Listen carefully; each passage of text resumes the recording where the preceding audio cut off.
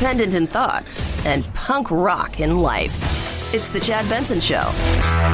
Oh, my Lord. You know, I was thinking about this professor at UC Davis who's nuts.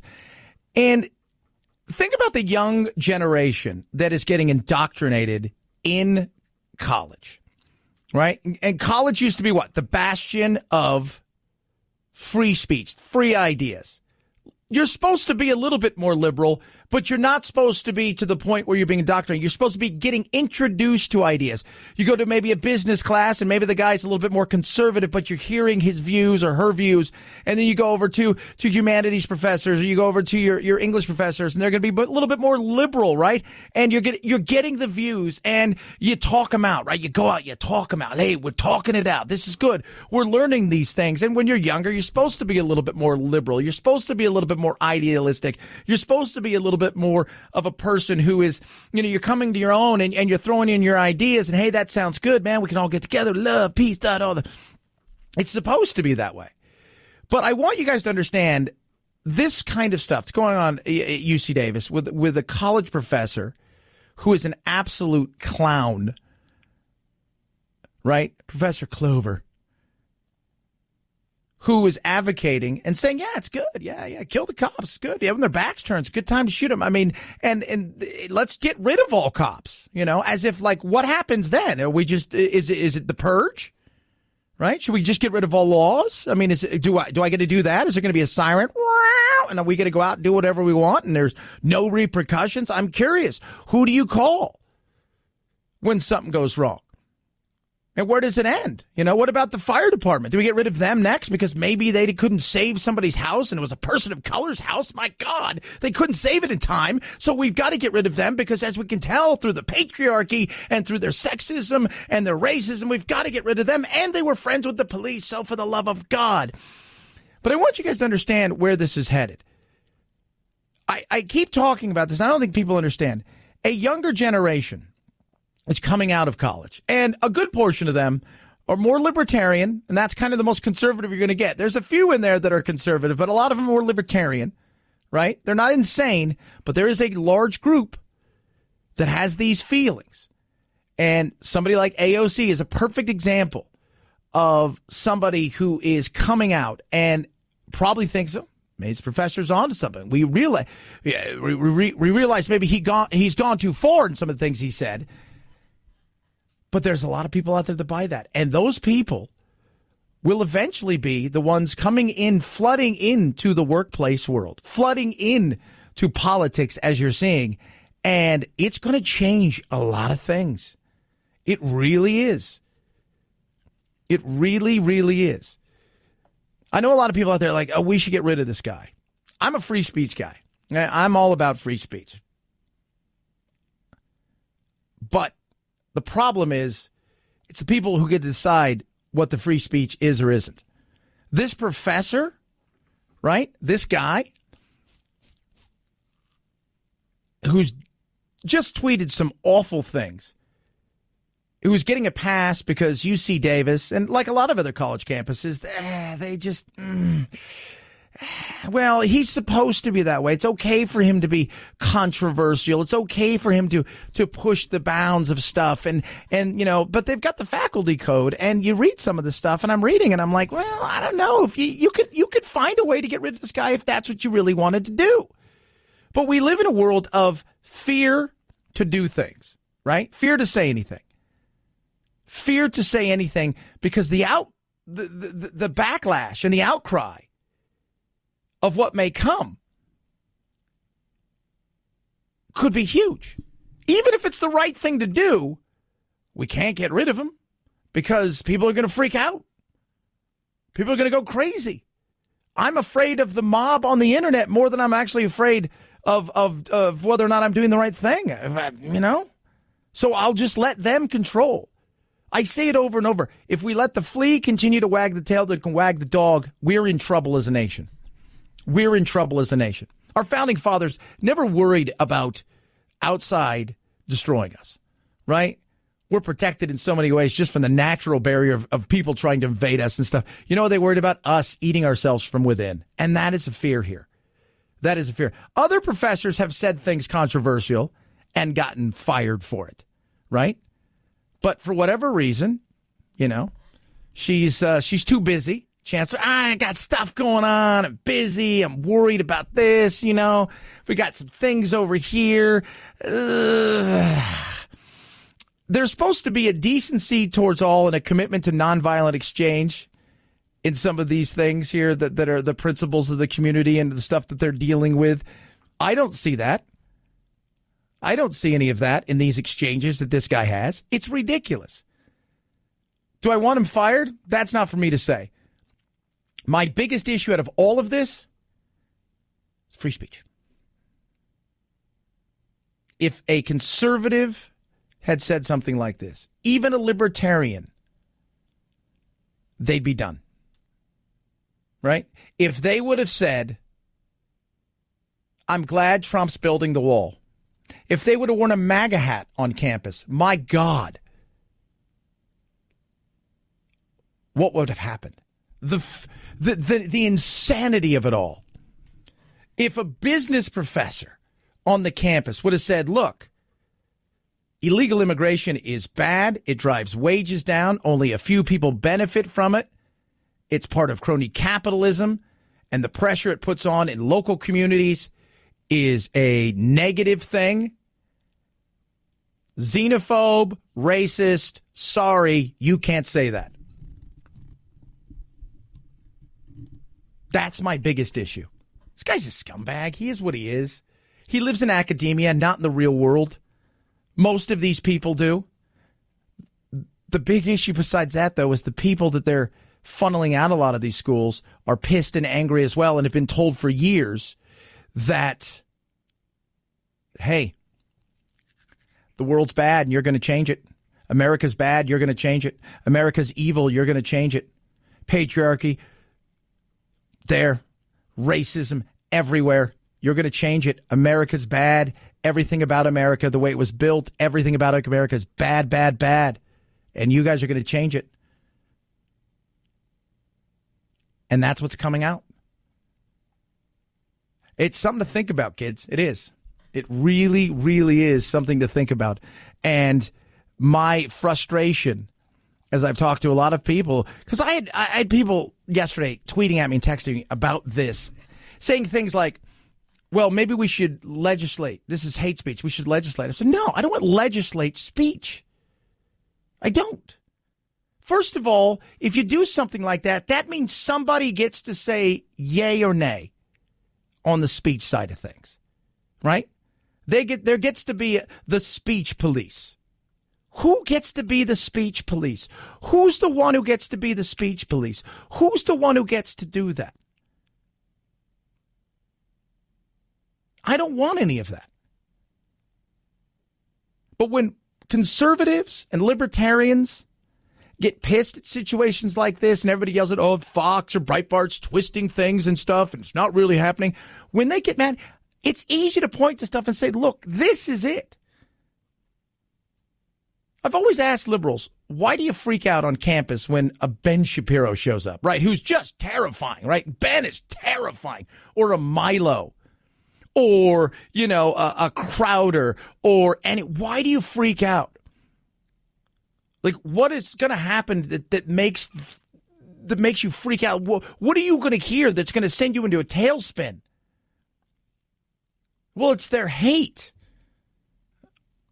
as perceived by you. Okay. It's just insane. Between things like this and what you saw at Berkeley a couple weeks ago with that kid getting punched in the face where you just shake your head and you think to yourself, this right here is why conservatives and libertarians get pissed off. Free speech seems to only be for one side of the aisle. And in a place where speech and ideas should be open and they should be at times extreme and it should be at times rational, it should be at times just crazy, and you throw it all around and you learn and you grow. The problem is one side is having their speech completely just, it's shuttered like a ghost town from the 1800s, and it's wrong. It is. It's absolutely wrong.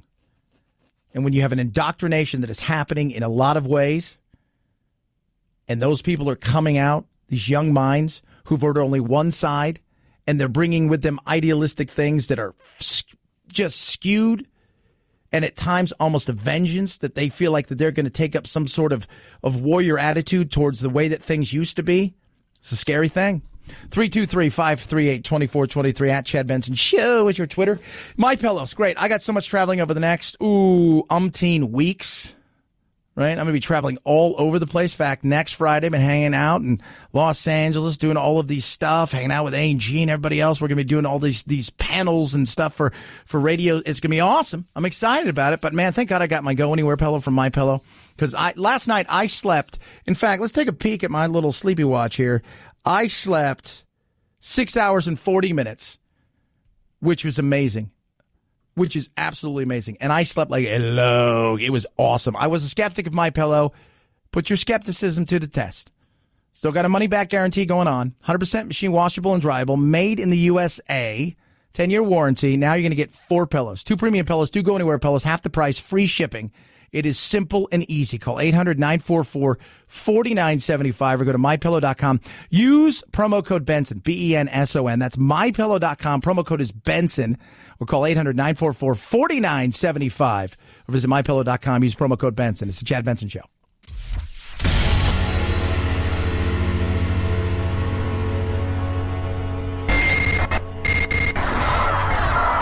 No fake outrage here, just the real thing.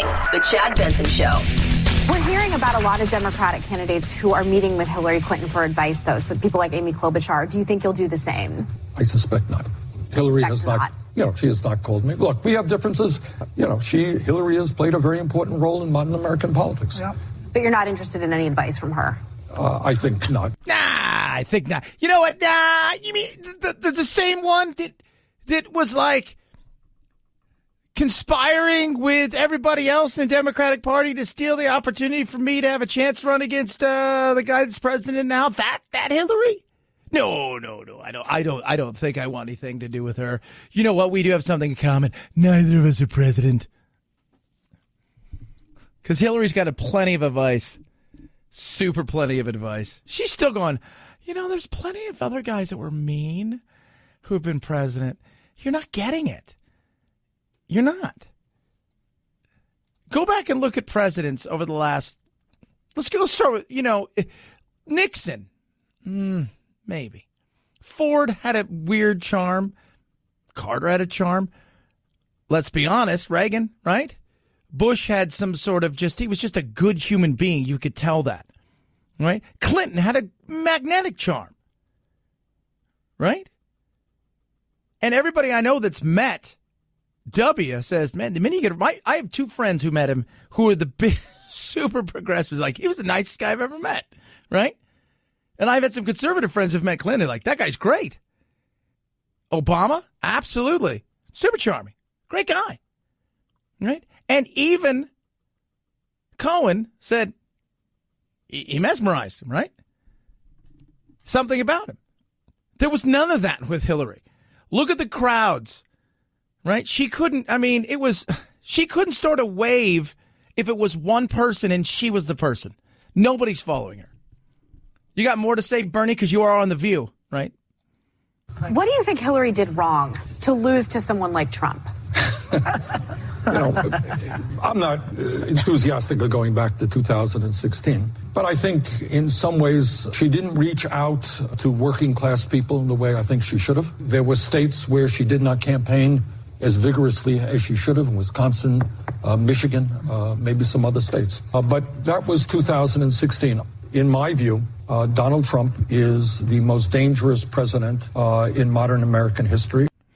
Yeah, and you could say all that, but you got to get elected first. And no matter what anybody says, personality is vitally important.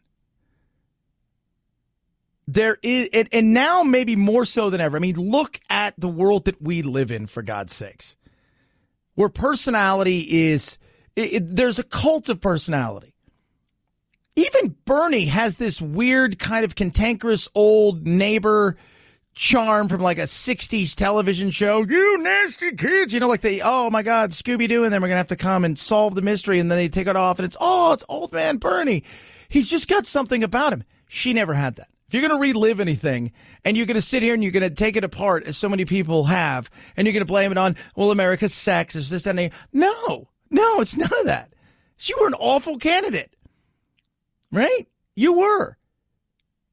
Even if it was the greatest candidate in the world, if you can't get people excited about what it is that you're bringing to the table, you can have everything. You can be upstanding and brilliant and all of those things. And if you cannot get it out to the people for them to understand and to consume in such a way in mass, it doesn't matter. It doesn't. You know that, and I know that. And that was her big thing. She rested on the fact that she thought she had all of these things and he was just a buffoon.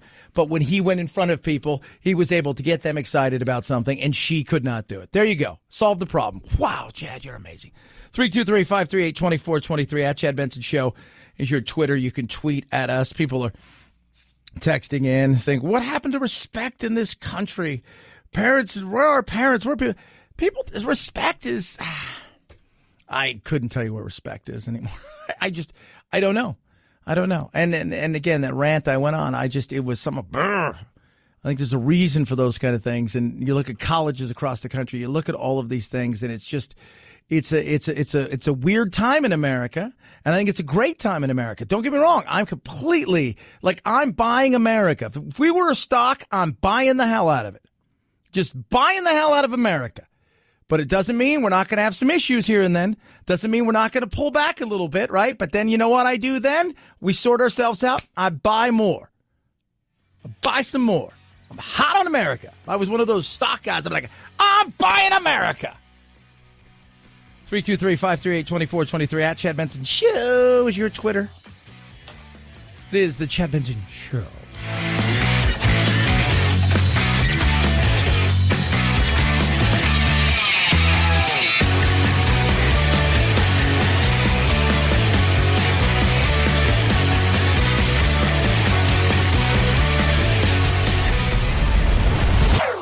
Chad Benson Show.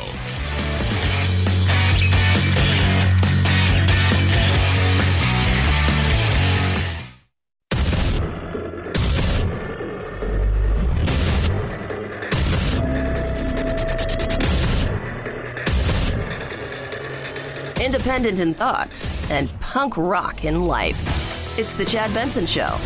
See this right here? This is the problem. That's 23-year-old Brighton Turner of Mashpee, seated at the bar. The woman behind him is 41-year-old Rosiane Santos of East Falmouth. That's the problem. It's the problem with America these days. People are just ignorant. They want to lash out on people who are educated. Ignorant! You know, I tried to get to this story earlier, so this is just one of those weird stories. But if two things happen here. First of all, the MAGA hat. People think they have an excuse. They don't like that. I mean, there's not a week. This is like, hate crime's rising. There's not a week that doesn't go by that I don't see or hear from somebody who has a MAGA hat, who wears it, and then something happens to them. And they're like, it's not the same, though, because that hat represents something. I saw a kid 2 days ago wearing a Che Guevara shirt. Should I be able to walk up and punch him in the throat because Che Guevara offends me? Well, no, that's totally wrong because he's a guy that was like, he was all championing the people and whatnot. So this guy's got the hat on. And what happens is this goes back to part of the problem here where we don't have any civility anymore, where we feel like we have the need to lash out at everybody. And I don't know if part of that is the fact that we also think it's going to get on the internet, which I think is a huge thing.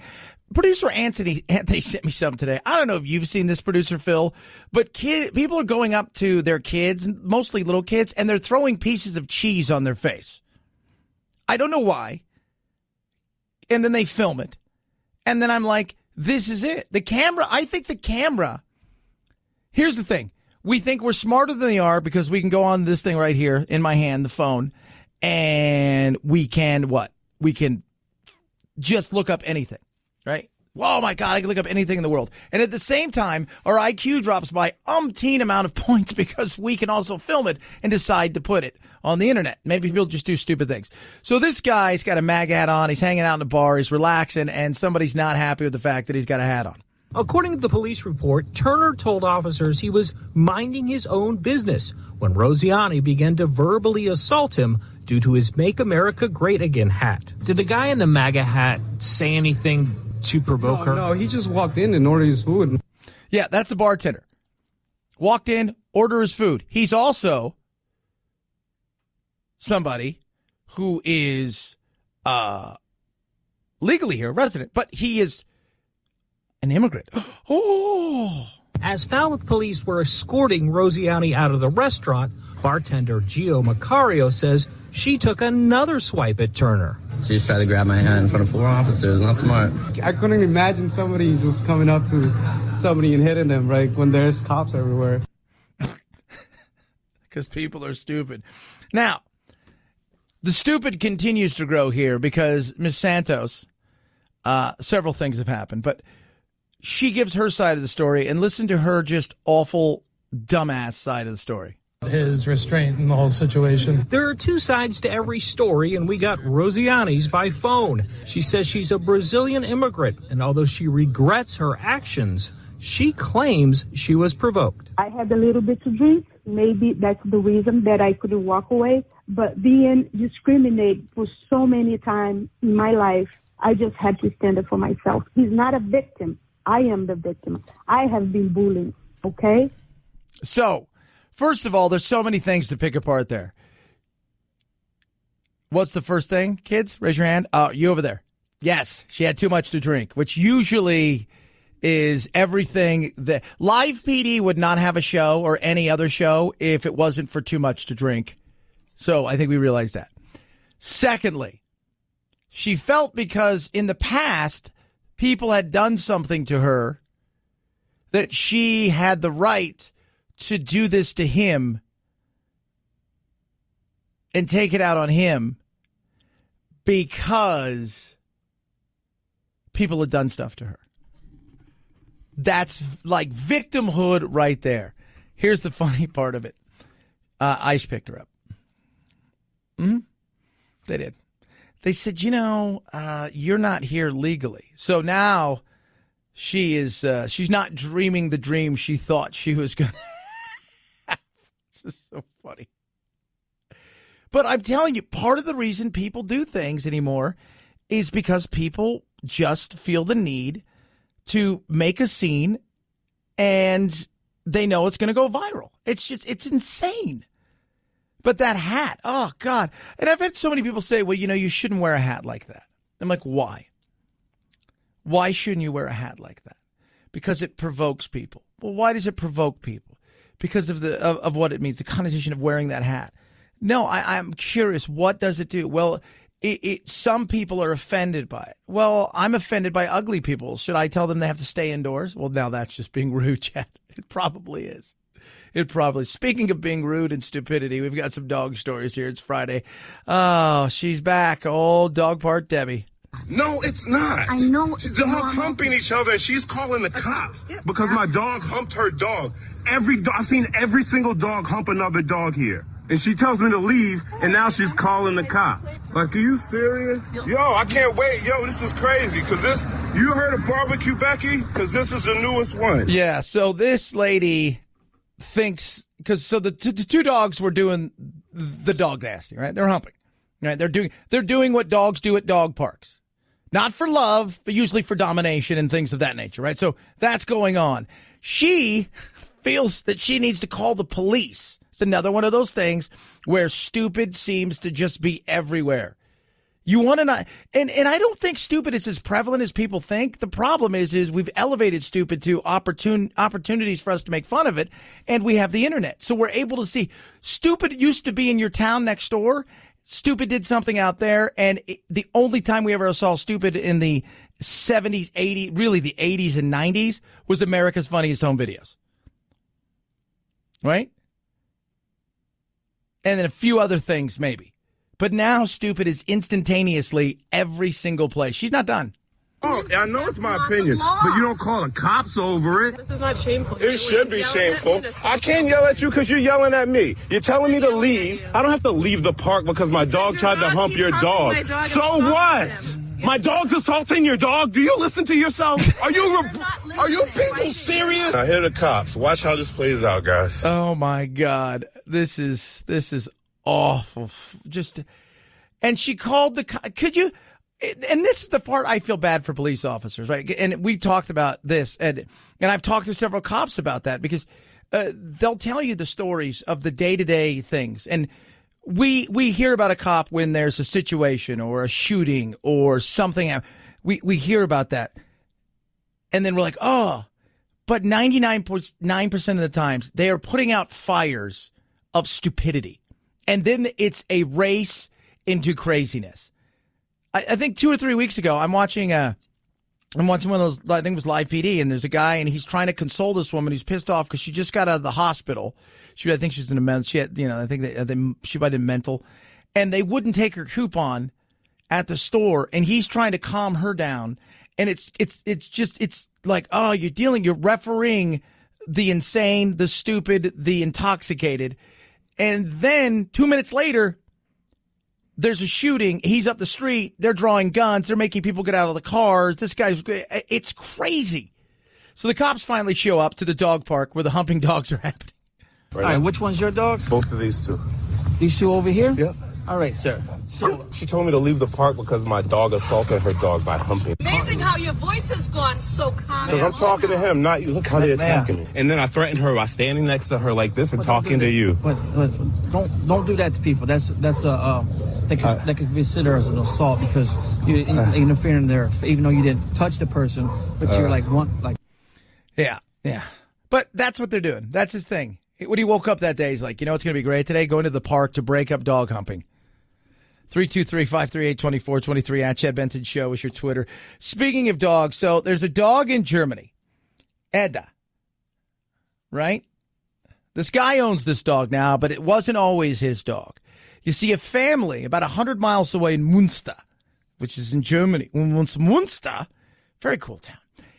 They had the dog originally. Dog was about 8 months old, a purebred pug. Purebred pug. I'm not a pug fan. I got to be honest with you. You see, they owed the town money, and the town could not find anything of value. They went into their house with a search warrant and the right to take things of value to sell off so they could get back some of the money that was owed debt-wise. And they found a laptop and a wheelchair of a family member. And the fact that they think about taking a wheelchair of somebody who needs it is just insane. But they found the pug dog, and they said it was the only thing of value. So they took it and listed it on eBay and sold it. So the guy who bought it is a police officer, and he was a little skeptical at first. Saying, okay, why is this dog $850 on eBay and supposedly a purebred? What's the deal? He was wary a bit about it when it comes to, did you guys get it legally? And they said, look, there's all the legal paperwork. We did everything we're supposed to do. He's like, all right. So he bought it. Now he's pissed. Everybody's mad at the town. He's mad because he got the dog, and then it got a bad eye infection. It's cost him thousands of dollars, and he's really pissed about that. They're still upset, and everybody's mad at the town for selling their dog, but they just took the money that was owed to them and put it into the coffers. But it would have to suck. I look at my animals. So I've got all of my critters that I love, and I absolutely love my critters. You guys listen to the show, I have Big Winston, who lives in the house. He's my big lizard. I've got 3, the cat that we spend a ton of money on, and everybody always asks how the cat is, because if you're new to the program, so I had a cat that adopted us. We didn't adopt him. He adopted us. He came in one day, and we're all looking around. We're like, this cat there's no way that this isn't somebody. This is a Maine Coon. This is a great looking cat. It's no way. So we looked around for everybody that we Facebook, we put it on, posters and the whole 9 yards. Nobody came. So we said, we're going to keep him because we're worried about the coyotes eating him because we're kind of out there far away. So the cat gets out really because he's fast. He's still fast with his legs. So he gets outside and we can't find him. And then the next, 30 minutes later, we hear him at the door. And we're like, finally, he hopped the fence or something. We open the door. He comes in. His leg is dangling, and somebody had shot him. We thought at first it was a coyote. So we take him in, and they say, we're not quite sure what it is, maybe because it looks like a bite or something. Finally, they say we have to take his leg off, and they find a slug in there, and somebody had shot him, and they took his leg off. Cost $3,000 for this cat. $3,000 for a cat. That's why I call him 3. They found a chip in him. The first time they couldn't find it. The second time they did surgery, they called the family and said, hey, we have your cat. His name was Norman. It was a silly name. And they're like, oh, our kids, oh, that's great. We love it. Yeah, he's been hurt. How much is it? $3,000. You can put him to sleep. Well, this other family, they'd let the other family pay the bill. I'm like, oh, and I paid $3,000 to get this cat's leg taken off and to get him healed. Because we love our animals. And I would be devastated if somebody came and confiscated my critters. It would be devastating. Oh, goodness me. That was my 3. And 3's doing great, by the way. And he still goes 100 miles an hour with his 3. It took him about 24 to 48 hours once he really started moving on it, because it was tender the first few days for his body to move around. Once he was just back to normalcy, man, he can haul ass. And he still jumps high. Not as high as he used to. But how many of you out there have spent a ton of money on animals? I was telling a story, because we were talking about this earlier, that I had I worked in the summer when I was a kid for my youth pastor who owned a vet. He was a veterinarian. And there was this guy who was obsessed with his cat. The cat was old and dying, and it was just, I felt bad. And the story was, he had a wife or a girlfriend, and she had left him, and this was all they had left, and he was still clinging on. Like, if he kept the cat alive, that was like the candle burning in the light was going to come back. The cat was on dialysis. He was spending hundreds and thousands of dollars a month to keep the cat alive. I was just I felt horrible for the cat. The cat's looking at him. He's like, just drowned me. Oh, speaking of cats, how much I love my cat. You heard the story of 3. I will do anything for 3. One thing about 3, though, and Kitty Kitty Cupcake, is they can make the house kind of stinky. For all my giant animals that eat meat, let me tell you something. The dinosaurs I have, you can't even tell they're in the house. But 3 in them, the litter box, yeah, you could tell. Stinks. So I did something different. I changed to Pretty Litter. Pretty Litter is amazing. It is Litter 2.0. I call it E-Litter. I joke around. A small, tiny bag lasts you a month. Amazing next level odor protection, so you never smell anything. It is super absorbent crystals. They actually trap and conceal odor, the moisture, no smells, no mess, and none of that dirt, clay, and clomping and carrying that big bag. None of that stuff anymore. It's so simple and easy. Here's the best part. Changes colors to detect underlying illnesses before urgent medical care is needed, therefore saving you money, stress, and potentially your cat's life. It is awesome. Do what I did. Make the switch to Pretty Litter today by visiting prettylitter.com. Use the promo code CHAD. 20% off your first bag. And it's such a tiny bag. You're going to be like, this is going to last me a month? I don't think so. It will. Prettylitter.com, promo code CHAD. 20% off right there. Prettylitter.com, promo code CHAD. At Chad Benson Show, Twitter. ChadBenson. It's the Chad Benson Show.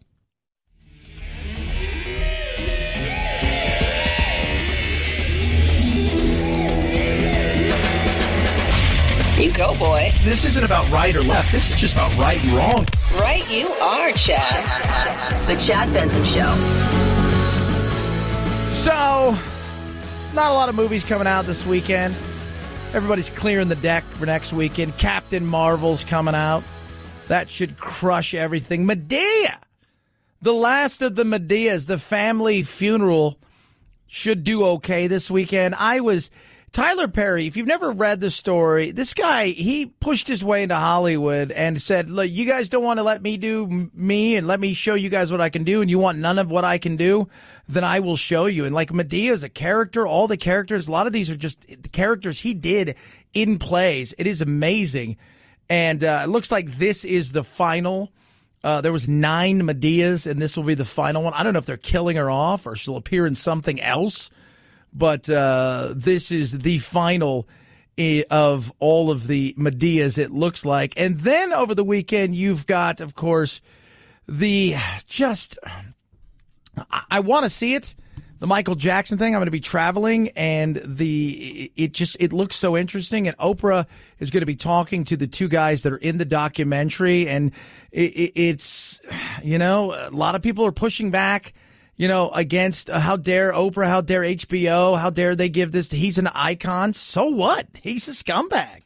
For me, this moment transcends Michael Jackson. It is much bigger than any one person. This is a moment in time that allows us to see this societal corruption. It's like a scourge on humanity, and it's happening right now. Yeah, those are some harsh words.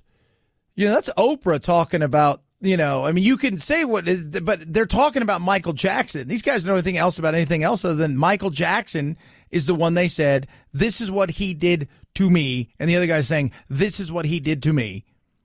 This is what happened.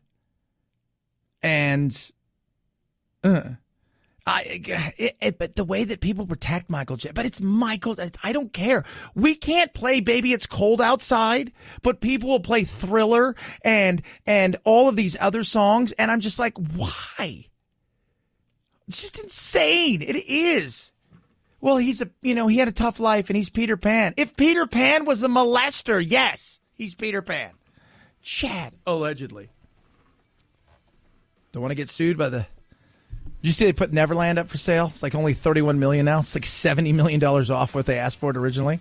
Who's going to buy that in the middle of I love it. I've seen it. Been over there. I love that area, San Ynez Valley and everything, but there's nothing out there, right? There's nothing. 323-538-2423 at Chad Benson Show is your Twitter. Or the Catholics will buy it. Oh, Chad, you're a jerk. Chad Benson Show. This is the Chad Benson Show.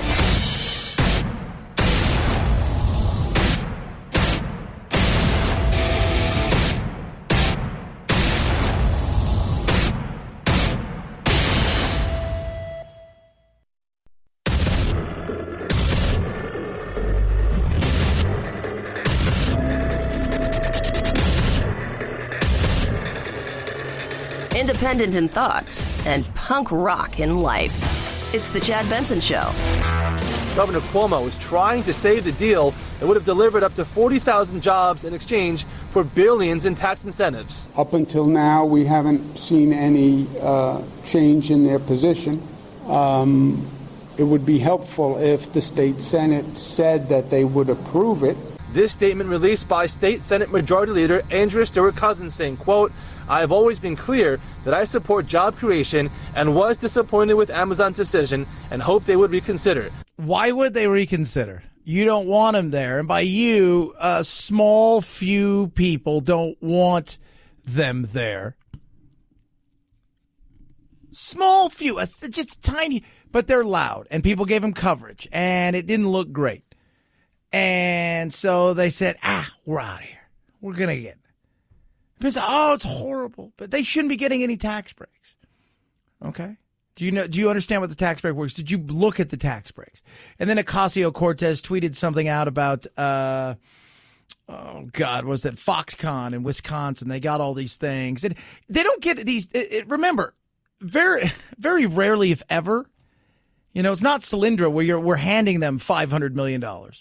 These are billions of dollars of tax breaks that they're getting only if they bring X amount of jobs. So it's all predicated on jobs they're bringing. And some of the tax breaks are tax breaks that have to do with them doing repairs, fixing up buildings and things in areas that they were going to be at and getting breaks in that way. So putting money into something and getting breaks. It wasn't like, here's $3 billion. Now you guys can do what you want with it. You're the richest man in the world. And he's like, I'm going to put $2 billion in my pocket. It's just amazing. And people are like, wow, I can't believe it. And they're trying, not only, let me tell you why they're desperate to save this deal. Because I know that there's a lot of people out there, don't gentrify our neighborhood because we like it so much. Woo! And there's people out there, these people shouldn't get anything. Let me tell you why. Because what you're saying to other businesses is, we don't want you here. If you try to come here, we don't want you here. Unless you're going to do everything that we want you to do the way we want you to do it. We're going to be overreaching. And if you're coming here not to make money. You're coming here for the people. Which is usually not a good recipe. It's like, I don't want to make any money. Are you a nonprofit? Nope. You're going to be. You just don't know it yet. And people are upset. People are upset because, and Blasio has kind of walked back because he was angry, and Cuomo's doing the same thing because they want everybody to say, hey, we're back. This is business. We're ready to roll. Let's do this. Let's get back. We're back. Come on, New York. This is it. We're just not a high tax state. There's so much more. Come on. We're like lovers that want each other, that dumb friends are keeping us apart. No, I don't think so. I think it is essentially you guys made it so it was they're bad, they're evil, they're horrible, they're nasty. How dare we do this? How dare we do this to Bezos? Because everybody thinks that Bezos is pocketing the money. Somebody tweeted at me today, we should get rid of tycoons. I'm like, what are you talking about? They just don't serve any purpose. We should take their companies and break it up. And I'm like, wow, you don't get it. You don't get it. And nobody held a gun to New York's head. Nobody had a gun to Nashville's head or to Producer Phil. It's in Virginia. Where in Virginia is the new place going to be? Right up the road from me in Roslyn. I'm sorry, they've renamed it National Landing. National Landing. So it's not too far from you. So nobody held a gun though to them. All the cities that bid for this, Phoenix is, one, everybody, nobody goes, hey, better put a gun to their head or else. Why don't they put it in Nebraska? And Bill Maher was right about that. Because they could put something in Nebraska, but it's not going to be the kind of thing, they're not going to have the amount of people they need to fill those jobs in that area. I think Nashville's the big winner. I think they're going to get out there, they're going to love it, and they're going to tell all their Silicon Valley pals, right? They can say, hey, we were in Seattle, and you guys are Silicon Valley. It's expensive, it's overreaching. We're out here in Nashville, Tennessee, and let me tell you something. It's beautiful, and they got arts, and they got music, they got nightlife, they got a lot of stuff, and it's cheap to live. Just saying. Just so you guys don't have an ocean. It's okay. They got lots of bodies of water. I'm just saying. Speaking of interesting and taxes, free agent outfielder Bryce Harper's agreed to the largest contract in the history of Major League Baseball. $330 million over 13 years to join the Philadelphia Phillies. The six-time All-Star and 2015 National League Most Valuable Player is staying in the division where he played the first 7 years of his career with the Washington Nationals. He said after his final home game in D.C. in September, I'm not scared to change either. Harper's signing brings an end to years of speculation just weeks after fellow free agent Manny Machado agreed to a $300 million deal with the San Diego Padres. Yeah. So here's the difference in the amount of money he's going to get. First of all, where he's living. Pennsylvania, much cheaper than if he was to take the deal in San Francisco, obviously. He'd probably live in and around Marin County or something like that. Vitally expensive. Secondly, he wanted to live on the West Coast so bad. He's from Las Vegas. This is where he wanted to be, right? Diamondbacks were never going to go for it. They don't have that kind of money. They don't have that kind of, you got to go deep. The Angels, they're trying to figure out, okay, how much do we have to give Mike Trout in a couple years? So we can't afford to do another one of these. We already did a 10-year deal with Albert Pujols, even though he was 63 when he did it. And he's still got like another 400 years left on that contract. So we're not doing that again. And Mike Trout's all we care about. San Diego just did Machado. So San Francisco is bidding hard for him. And he probably wanted San Francisco more, I think, at times than he wanted to be in Philadelphia. The Phillies really, it was a love affair. White Sox showed some love too. Dodgers showed love, but short term. Here's the thing. Him living in Pennsylvania, because of the taxes, it's a 3% state tax. In California, it's 14%. 14%. Now, you're saying it's $330 million. Well, think about this for a second.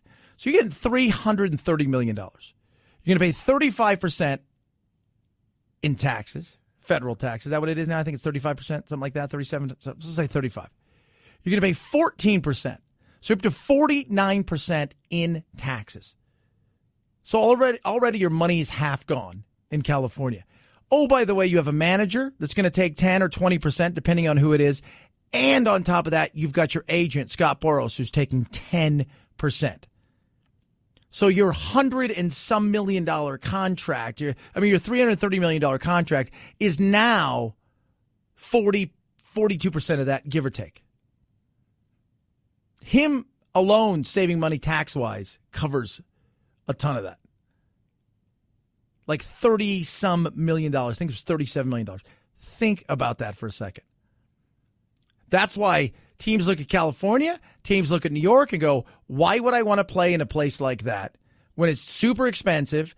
We're all on TV every night. I don't have to be there to still, I mean, I can live in Oklahoma City. I can live in other places and still have a huge footprint because of social media and all of this stuff. I don't have to do any of those things that used to have to be in New York or LA to be the it thing. Don't have to do that anymore. You can live in Oklahoma, right? You live in Kansas City.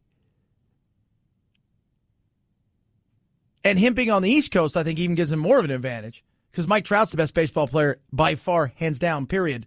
And everybody in the East Coast is asleep by the time he's getting even ready for his first at-bat. So he decided to go to Philly. And that, you know, a lot of players look at California and say, I don't want to pay that extra 14%. I could play in Texas. I could play in Florida. You're going to have to do something else.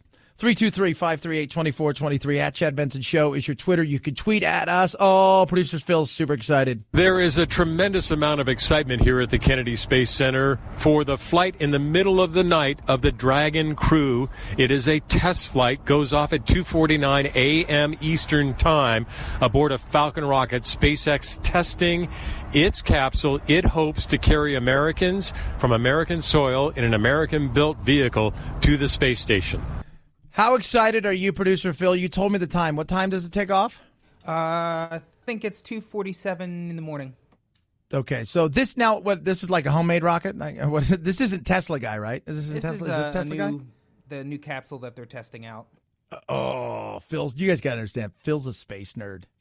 He's a space guy. Space guy. Would you do it, SpaceX? If they sent some people up before, would you go up on a new one of these? First in line. First in line. See, I want to see a few flights first. I want to see if she gets back safely. Right? I do. I want to see if she gets back safely a few times, and then we'll be like, all right, we can do this. All right. Just want to see. I want to see. It's the same thing. Like, but you like that stuff. We were talking yesterday. Was that the Yukon is that new? They call it 3.5 minutes of terror and hell. It's just the fastest roller coaster, I guess, free-falling roller coaster in the world that's opening up in Canada land in a couple months. And it just looks terrifying. It's the tallest roller coaster. It looks insane. I don't know. I don't know if I could do space. I could do, but I want to see it perform a few times before I go, it's a good idea. I'm trying that one. 323-538-2423 at Chad Benson Show is your Twitter. You can tweet at us. Love hearing from all of you kids. Happy Friday. It's the Chad Benson Show.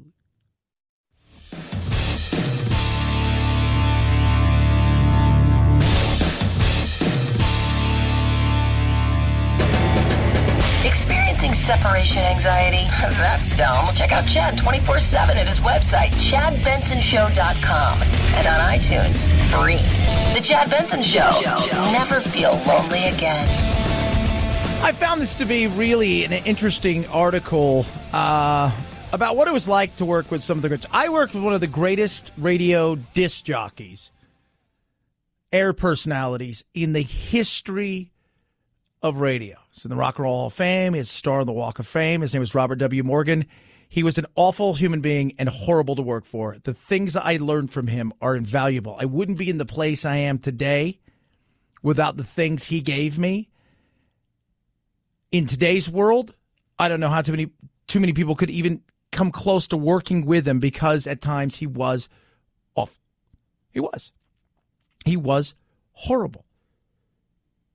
But I learned a ton. People ask me all the time, was it worth it? They'd ask. Let me tell you a little bit about working with a guy like that. Endless work, nonstop, 3-4 producers, always working on the show. It was insane. 90% of the stuff we did, he never even used. I look at you two producers over laughing. I see you guys. But the stuff I learned was great. But man, was it tense at times, yelling and screaming, being just, but he taught me so much. And he used to always say, let me tell you, for the stuff that you learn here, for the things that you're doing right now, for the things that you are getting from this, it's going to get your foot into doors that you would never get into. And he was right. So I read this article that I found to be just fascinating about what it was like to work with Steve Jobs. And these are some of the people that have worked with him in the past. And they're honest about what it was like to work for a guy like that. Steve Jobs was very focused on making great products. That's what he cared about. He cared less about social graces, let's say. So when I developed a prototype for a new piece of software, and when it came time to show it to him, well, if he didn't like it, he would say so in no uncertain terms, and he could be pretty intimidating. But if I could get his approval on that demo or that prototype, it would mean eventually that my work would get out into the world, into the hands of millions of people. Yeah, that's what was great. That was the thing. I survived working for Robert, who unfortunately passed away. But the opportunities that came with it were crazy. It was amazing. It really, really was. And it's so funny, even today, when, like, next week, we have these conferences I'm going to be at next week. So I'll be off Wednesday, Thursday, Friday. And we'll be at these conferences. I can guarantee you there'll be 2 or 3 people some 20-plus years after his death that'll say, oh, my God, yeah, what was it like to work with Robert? They'll ask me a question like that. It was hard. He was driven. It was a lot of work. It was, and again, it was when something came off, it felt amazing. And he taught me so much of so much about it's your name on the show. This is it. This is what it is. You got to have the pride in it. There was all of this stuff. And that's why he wanted to think perfect. And I get it. And I look around at the young kids today and I ask myself, how many of them, and part of this, a lot of this is their parenting that they've gotten. How many of them are going to be able to take it in the real world?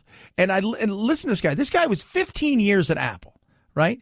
15 years. Ken Cosita here was at Apple, and 15 years. He designed a ton of stuff at Apple, including their keyboard and all of this stuff they use on the iPhone, all of these things. Listen to what he said here. Like, some of these guys are like, and gals, but the guys say, hey, he would fire you on the spot just because you just did one thing wrong.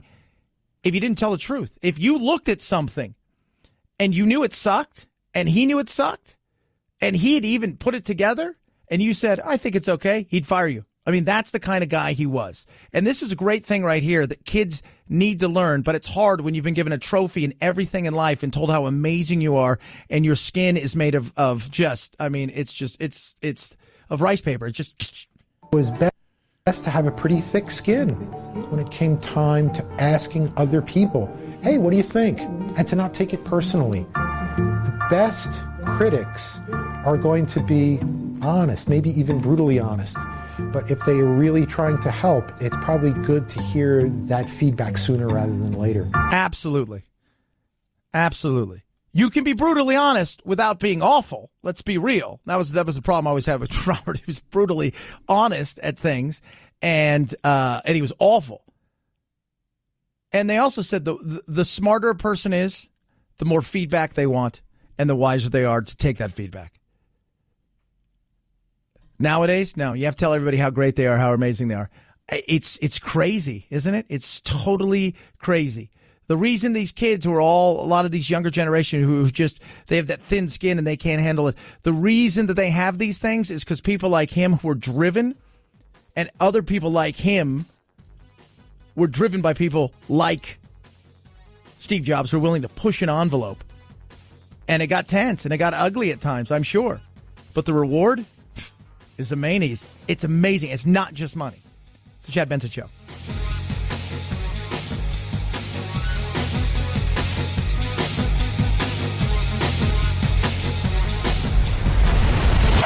The Chad Benson Show.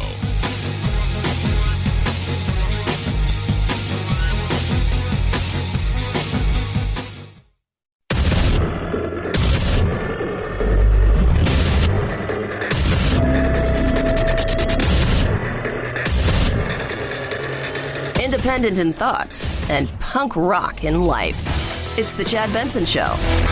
Dozens of people who call themselves anti-vaxxers pointing fingers at medical experts, some shaking with fury. My kids are immunocompromised in part because of vaccines. I hope you will start being scientists and actually caring. This is scientific fraud. These people say vaccinations do more harm than good. But Nurse Lori Boyle calls anti-vaxxers the victims of misinformation.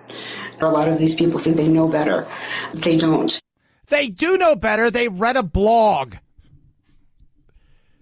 It is a touchy thing, right? Because you're dealing with kids. You're dealing with liberty and freedom. I choose to have my kids vaccinated. Other people don't. I understand that. It's just we need a certain amount of critical mass. And the fact that we're seeing things pop up that were once eradicated, it's a tough thing. And schools and states across the country are dealing with this, of trying to figure out what to do. I mean, you've got, it's just, and then you look around the globe, and this is what makes me laugh is because they say, okay, you need to do your homework and you guys don't understand. And it's all just a giant joke and it's just so big pharma can make money. And then you look around the globe and you see other countries who don't have vaccination rates, especially third world countries, and how many people die because of things that we've essentially eradicated. It's crazy. It is. But what's the answer? Because we're also not a country that, we like our liberties. Hey, I want to choose not to do this. But at the same time, people have the right to say, no, you can't come here because this is what we require. If you're going to come to this country, I believe right now, if you come to this country, and you're immigrating to this country, you have to have shots. And part of the process is making sure that you show them that you've been vaccinated for certain things. And then if you haven't, they give you those shots right there. That's an interesting thing, right? But we don't do that here because we want us to have what? The opportunity to say yay or nay, because that's part of what we are. What say you? 323-538-2423 at Chad Benson Show is your Twitter. You can tweet at us. It is the latest of many challenges, but you got to realize the internet's full of wacky craziness. It's called Momo. It's called Momo, and this is the latest challenge, and this one could be evil, and I say could. Pearl Woods is careful about what videos her 12-year-old can watch online. I have parental control filters on here. I have Apple filters on here as well. Zoe has autism and a few weeks ago began displaying some unusual behavior. Where's suicide coming from? Why would she ask me about a knife going into an outlet? Then last weekend, Zoe turned the kitchen gas stove on without letting it light, creating a potentially explosive situation. She kept telling me about Momo, and I just didn't understand. I see now. Momo's going to kill you. Okay, so Momo is a character that was created by a Japanese woman. What was that? Was it Black Hole Sun? Was that the band that had that weird video, Phil? I think that was them, right? Where they would smile and their smile would go all the way back to their ears and their eyes would get bigger. I don't know. I think that's Soundgarden, I think is the name of that band. Could be. And that's kind of what Momo looks like. It's smile. It's a girl's smile goes from, it's really creepy. Goes from, the ears all the way up and the eyes bulge out and all Momo has is like legs like an ostrich or a chicken. And it's really creepy looking. And is it real or not? Because they can't find anywhere that it's real, at least on the internet. But they're saying it's not the internet and websites that it's popping up. It's WhatsApp is where it's starting to pop up on. I've got WhatsApp, and I don't know what I use it for texting. Apparently, you can do other things there. Pearl discovered alarming short clips popping up in the videos Zoe was watching. She paused the screen as soon as I walked in, and I saw a creepy masked doll. It was Momo making bad videos. And they're not alone. Across the country, kids are reporting seeing Momo videos with a strange cartoon-like character telling kids to do dangerous things. Now, a couple things I've read said that doesn't exist, right? So like a lot of things, like the 48-hour challenge doesn't exist, even though, this is how stuff starts is, does it exist or doesn't exist? Because once it gets out into the social media world, then people could take it and say, well, now people are starting to believe it exists, whether it's the Slender Man or any of these things. So you can play around with these games and say, oh, I can do this. And these kids, I mean, it's telling you, this girl really thought that she should do this, and she has special needs. And WhatsApp is totally a different thing that they're saying that's not on these videos that it's starting to pop up on. It's starting to pop up on WhatsApp. And that's creepy. It is creepy.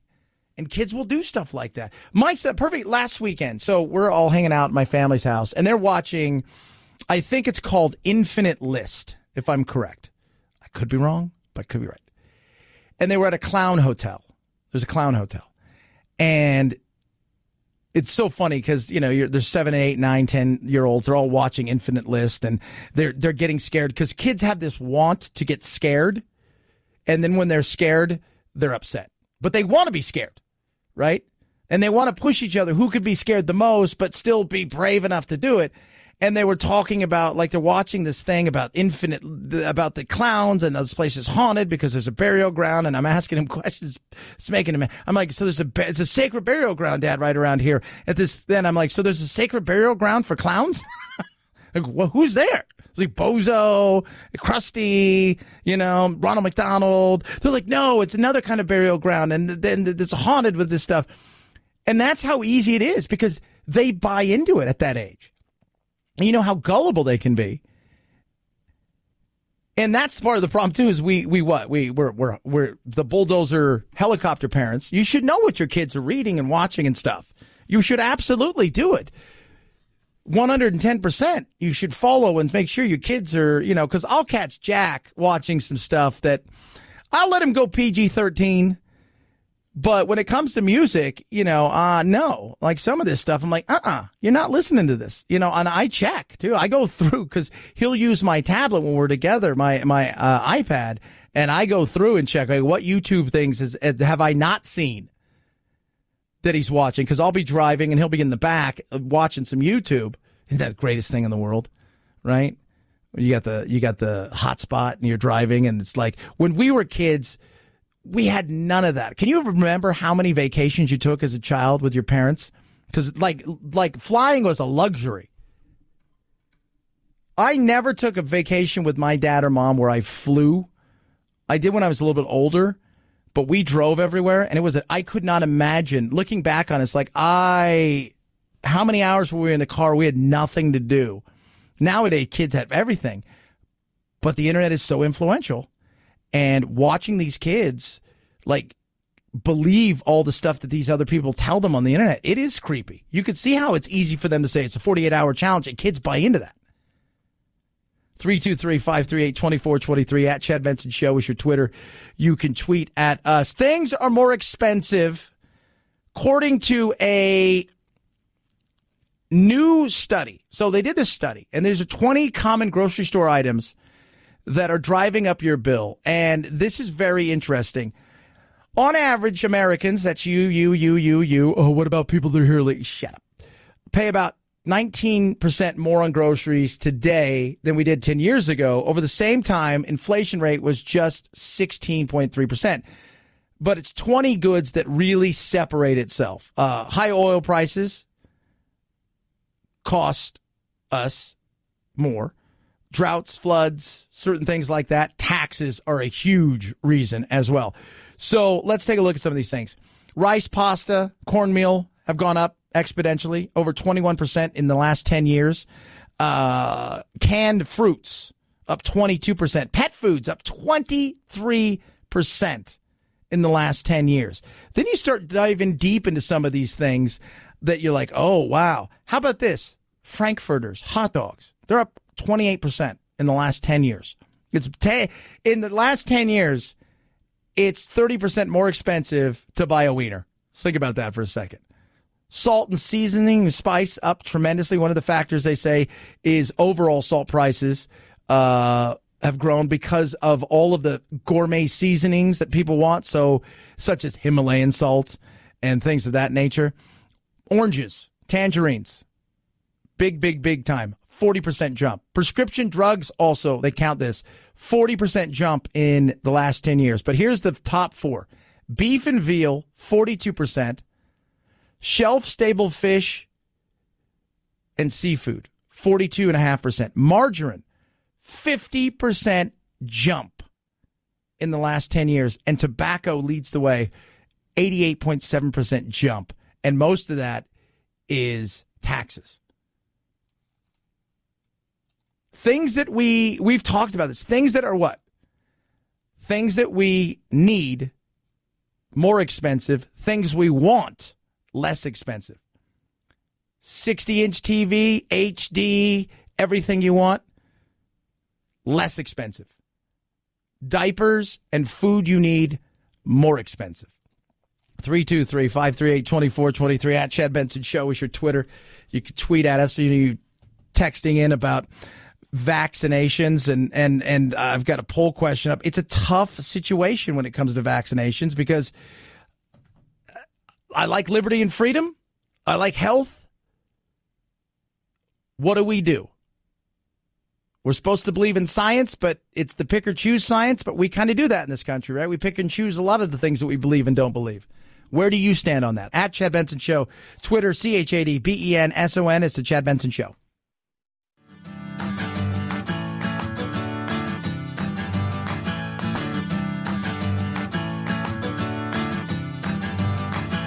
Running with scissors sounds great compared to this. Say what? We need them to redefine organizations like Facebook as publishers so that they are responsible for the content that they put out. Woo! Nigel Farage. Say what? What is he talking about? Well, of course, Facebook and all of these groups, these Twitter and everybody else, the arbitrary way that they tell people that they're suspended. Like me, for instance, 2 weeks ago, I was suspended for like 5 days from Facebook because of something that was posted. That was, that's posted. I can guarantee you can find it on other people's sites. It wasn't anything crazy. I mean, it was Kathy Griffin and her picture of Trump's head and that art thing she did. When she was taking photography. I was just doing a photo shoot and it just happened. Whatever. I don't care. And I even stood up for Kathy Griffin at the time because I said, look, this is what it is being comic. You push the edge. But they suspended me because it only takes one person to say something. And I had several people who worked at Facebook who contacted me and said, all it takes is a complaint and you could shut somebody down. And it's crazy. And they can say that there's no left-leaning bias. That's the funny thing is people there's no left-leaning, but there is totally a left-leaning. Don't tell me there's not. Don't. Just come on. It's outrageous that Facebook say they're a platform for all ideas when actually they are censoring conservative content. It's an outrage they're doing it. Yeah. And he's right. But it's also their business, so they can do what they want with it. My issue is the arbitrary way that they do it, and that they say that they don't do it, yet they do it anyway.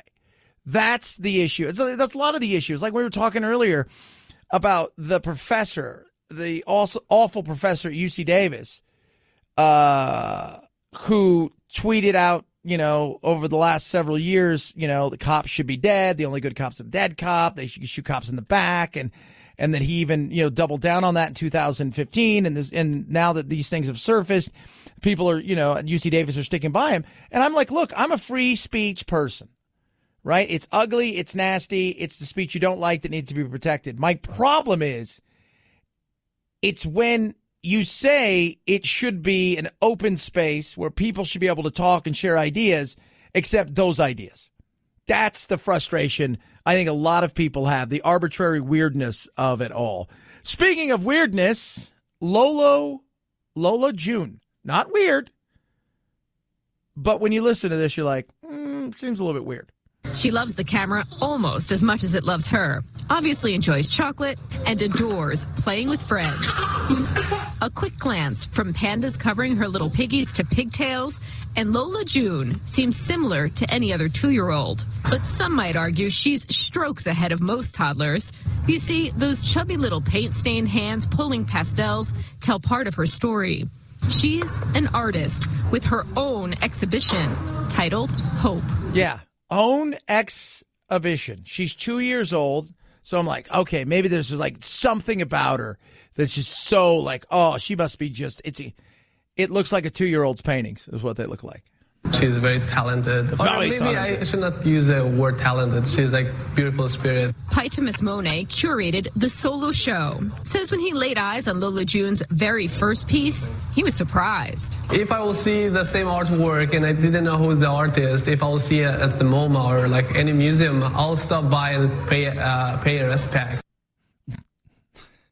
If I saw the art, it could be any adult artist, and I would say that art right there is crazy, wonderful. I look at her and I think of the passion that goes through each time the brush hits the canvas or the manila paper.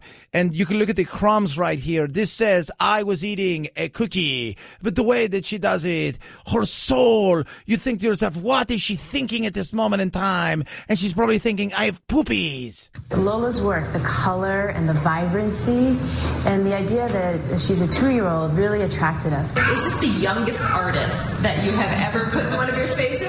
Absolutely. Prices range from $400 to $2,400, with the exception of, for her very first work of art, the price tag $23,000. $23,000. It's the first one, right? It's the first one is $23,000. And I thought to myself, this sounds really weird, right? I'm a guy that's always looking for, yeah, you know what? Let's just say, for the sake of argument, that Lola June is going to be something. Would spending $400 on her artwork be insane? Yes, but what if 40 years from now, Lola June is still cranking out and she's still kicking ass and her stuff has moved from the refrigerator to other art galleries? How weird would that be, right? Was it Samo? That's who it was? That great artist, Mesquite? He would write on a napkin. It would be worth $5,000. Who knows? You don't know. But her paintings do look like something that should go in the fridge. I'm just throwing that out to you. 323-538-2423. At Chad Benson Show is your Twitter. You can tweet at us. Love hearing from you. Happy Friday. Chad Benson Show.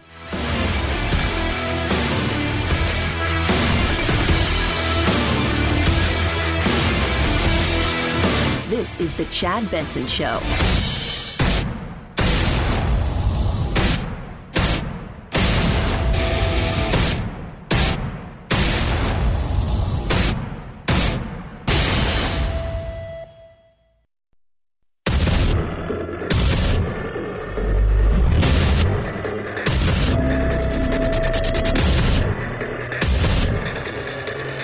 Independent in thoughts and punk rock in life. It's the Chad Benson Show. This open letter will appear in a full-page ad in the New York Times, signed by supportive unions, local businesses, community groups, and elected officials. Dear Mr. Bezos, it reads in part, we know the public debate that followed the announcement of the Long Island City project was rough and not very welcoming. Opinions are strong in New York, sometimes strident. We consider it part of the New York charm.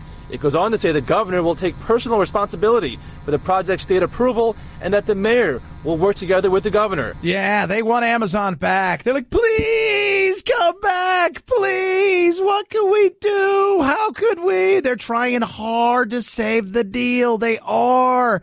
Some people even say, we're like lovers that want each other. The dumb friends are keeping us apart. Yeah, and look, there are people that are really frustrated because they thought, okay, this is happening. They've lived in that area. Some people have spent a ton of money thinking, okay, this is going to happen. This is some of the things we're doing. They've gone out to Amazon themselves to basically say, please don't, please don't Don't abandon us. I've had many conversations with Amazon. I hope that they reconsider. Up until now, we haven't seen any change in their position. No, because the people don't want him there, right? They don't want him there. This is a new world that we're living in. Big business is evil. Big business is bad. Even though we enjoy all this stuff, right? Like, we hate profit. We hate all of these things. Hold on a second. Let me take a picture and post it to Instagram of my new Nikes on my iPhone. And these Nikes, by the way, I got from Amazon, who got them here overnight. But I hate all of that stuff. Like, this is that weird world that we live in at this moment in time. And they're trying, please, Amazon, please don't go. But you've insulted them on their way out. And now you want them to come back. And they're trying hard, by the way. I mean, the governor is trying extremely hard to get them back. People are going there trying to get them back. And who knows? Maybe they change their mind. We got to a point of never say never. And that's about as good as I mean, there was no confirmation they're coming back or anything, but they wanted to be here. Yeah, they did want it to be there. And the other day when we were listening to Bill Maher make fun of Middle America, and why don't you put it in Omaha, Nebraska, and places like that? Lincoln, Nebraska could use this. There's a lot of reasons, right, that you choose a place like that. And the taxes are up. Well, you know, like anything. I mean, somebody's offering you something when you say, no, I don't want that because it's better business and I don't take any of this stuff. No. And a lot of that stuff was like building and a lot of like tax breaks they were going to get on refurbishing areas and doing certain things. But it's also the fact that you have a massive, massive pool of people that are qualified to work there. That was the other big thing. Trust me, if that's the problem right now that Foxconn is happening in places like, I think they're in, is it Wisconsin, that they've had to change what they thought they were going to do there and turn it into manufacturing because getting people to move to Wisconsin is tough. Oh, why not, eh? No, it's tough. So they've changed some of what they were going to do and they got big tax breaks and it looks like a loss for them. Well, they couldn't, they said, we're going to have to change this. They weren't going to have to do that there. They were going to have a pool of people. But certain areas, you know, they just didn't want it. So I don't know why you'd stay either. I wouldn't stay there. If you didn't want me, we'll leave. We'll just go with what we got. And Nashville, you've heard, by the way, I think you said, what is it? Virginia's pushed back a little bit and saw what New York did, and they tried the same thing, but I think that's kind of died, right, Phil? That's went nowhere. Yeah, that's died out. Yeah. And by the way, Nashville, who's getting the other one, you not heard a word. Nashville's like, hell yeah, bring it here. Did you know we're party time? Woo! I think the winner out of all this is going to be Nashville, and I'll tell you why. Because if you've never been to Nashville, it's pretty awesome. And I think city folk and a lot of people are going to be looking, going, okay, let's see what happens here, because it's expensive in Northern California. And we could go there and we could start opening up. And I'm not talking about Amazon. I'm talking about all of these other tech companies who could be looking at a situation where, like, hey, Nashville's got all those stuff that you want. They got a nightlife like no other. It's pretty damn amazing. It's a pretty cool, hip place. Beautiful things to do outdoors. It is, and it's affordable. You watch. I think that's going to be the big winner here. I really do. 323-538-2423 at Chad Benson Show is your Twitter. You can tweet at me. Vaccines. And I've got a poll question up about vaccines. Like, should we force kids to have vaccines?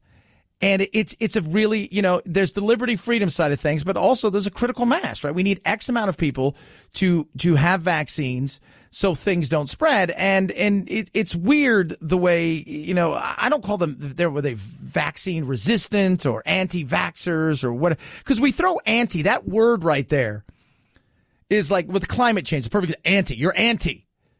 No, I'm a person. I want to look at all the data. I want to see what everything is. I want to talk about stuff. And you could even put the two positions together, right? Like we're trying to, like with climate change, right? We're trying to vaccinate the globe from climate change. The problem is none of the other people are going to get vaccinated. China and India, they're not going to vaccinate themselves, if you will. So we're still going to have issues. But where do you stand on vaccinations? Because, you know, the protests are out there. People don't want it. They don't want their kids to have it. And I understand that, whether it be for religious purposes or because you think your kid's going to get autism or and there's a lot of people out there that are just like, no. But then we start to see the things that were once eradicated making their way back. And from a personal position, I'm all about vaccination. I have tuberculosis. How did I get tuberculosis?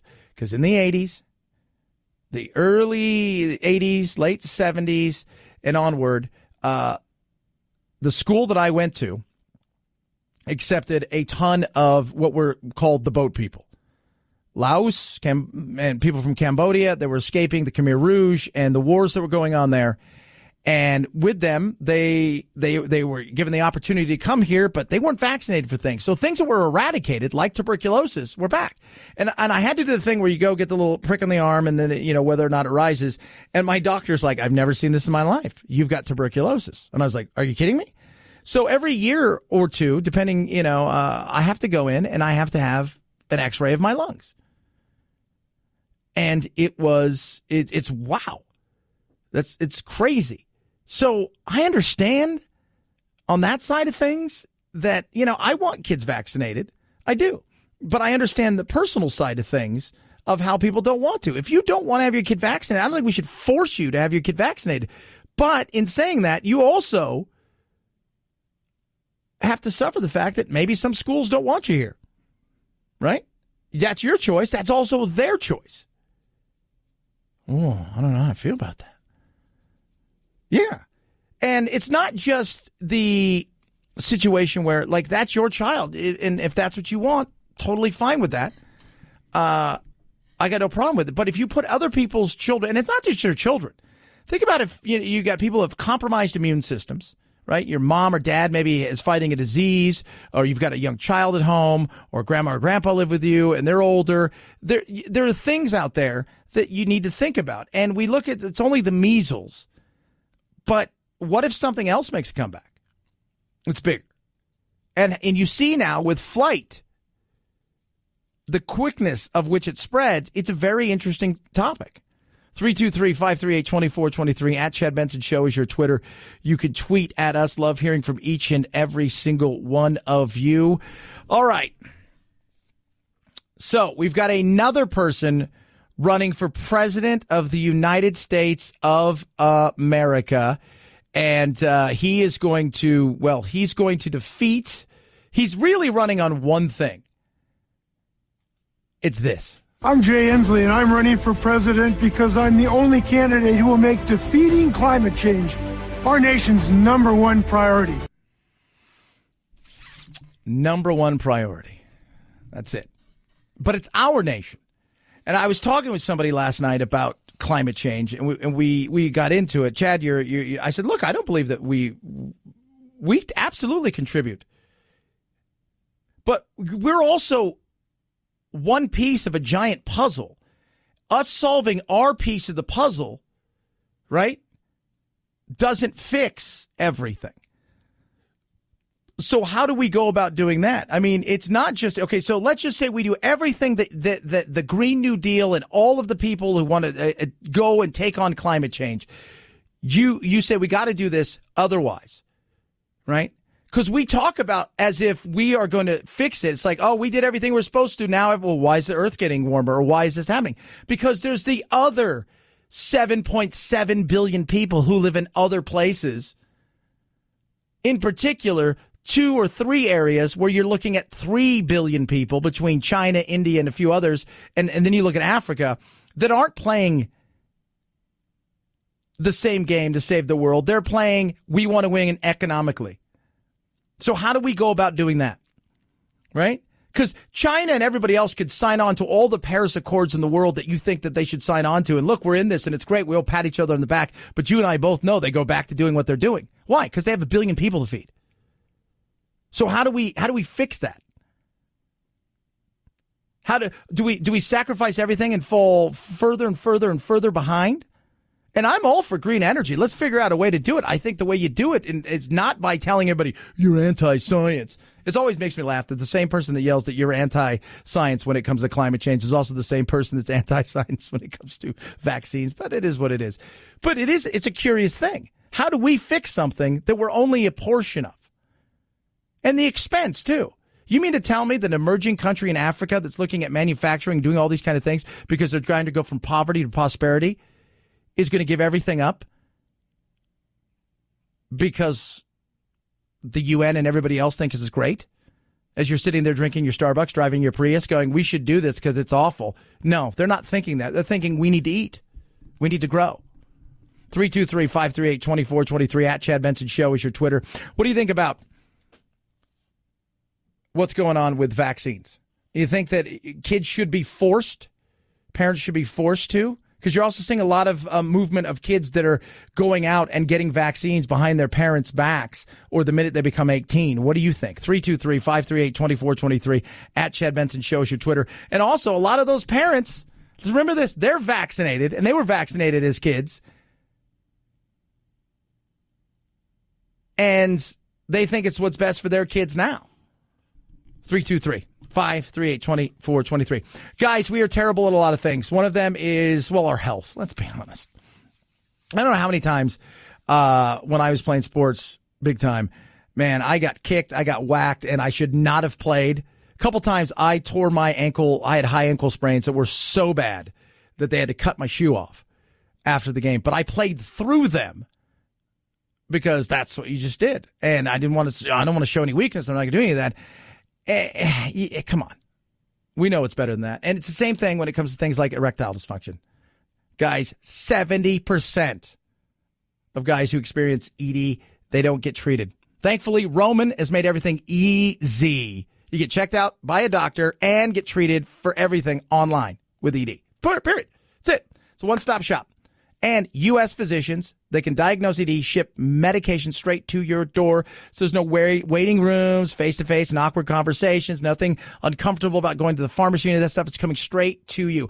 All you do, right, is you go to GetRoman.com/Benson, fill out a brief medical onboarding, you chat with the doctor, you get FDA-approved ED meds delivered straight to your door, discreet and unmarked packaging. It is that simple. Do it. In fact, do it so much so that it's on me. Free online visit right now. Go to GetRoman.com/Benson. That's GetRoman.com/Benson. Free online visit. GetRoman.com/Benson. It's the Chad Benson Show.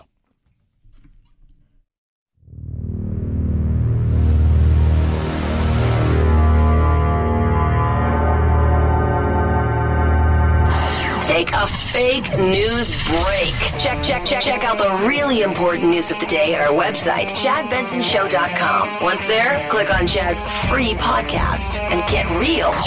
The Chad Benson Show, where truth and the American way live. Print free.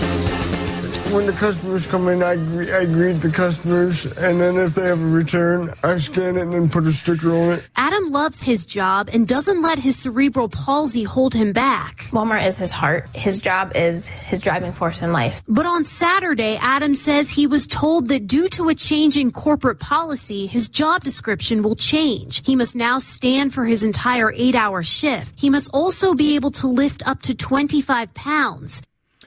Yeah, so this was big news that Walmart's done something for years for, as much as everybody hates Walmart. Oh, they move into cities and they destroy everything in small town America, blah, blah, blah, blah. And Walmart it's first of all, their owners are conservative. So for years they've gotten bashed. But one thing they did that not a lot of other companies, like I said, I go to Target and I don't see people with special needs. I don't see anybody with cerebral palsy. I don't, maybe that's true, but not in the way that it is with Walmart. So they were making this change that there's certain things you're going to have to be able to do because the greeters and everything, they're going to have to do far more. And part of that is because they're moving to a lot of stuff online, which means stuff have to go out for delivery. People are just going to park. They're going to take their groceries and things like that. And they heard people were pissed. They heard people were angry. They heard that people were not thrilled by the new change. People are outraged. Why does he have to lift 25 pounds? He's just a real good kid with a good attitude, and everybody enjoys seeing him. If you're having a bad day, you go in there, he makes your day. You know, we go in every week, and I look forward to seeing him. As for Adam, he just wants to work. I want to keep my job. That's what I want, because I made a lot of good friends and a lot of good memories over the years. Yeah, well, it looks like that Walmart has come out and said, hey, we're going to do everything we can to accommodate as many people as possible. Right? They'll switch them around. They'll move them around. They'll find new areas in which they can work, which I think is a great move for them. And they've got employees that are dedicated, because these employees, a lot of these employees, you're giving them an opportunity, and they're loyal, and you show that loyalty. And I understand it's a business, a competitive world, and you're trying to keep up with the Amazons of the world and things like that. But doing this, I think, is a win all around. Absolutely. Absolutely. And so they said they think they should be able to accommodate a majority of them. Some they just not going to be able to, but most of them they will. 323-538-2423 at Chad Benson Show is your Twitter. Things are getting more expensive. Things that we consume. We'll talk about that. The Momo Challenge. What is that? Should you be worried? Ooh. Chad Benson Show.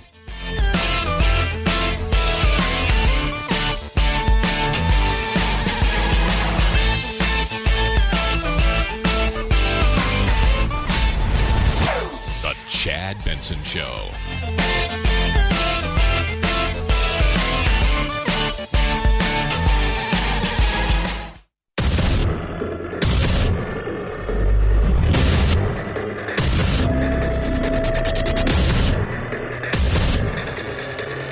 Independent in thoughts and punk rock in life. It's the Chad Benson Show. Dozens of people who call themselves anti-vaxxers pointing fingers at medical experts, some shaking with fury. My kids are immunocompromised in part because of vaccines. I hope you will start being scientists and actually caring. This is scientific fraud. These people say vaccinations do more harm than good. But Nurse Lori Boyle calls anti-vaxxers the victims of misinformation. A lot of these people think they know better. They don't. They do know better. They read a blog.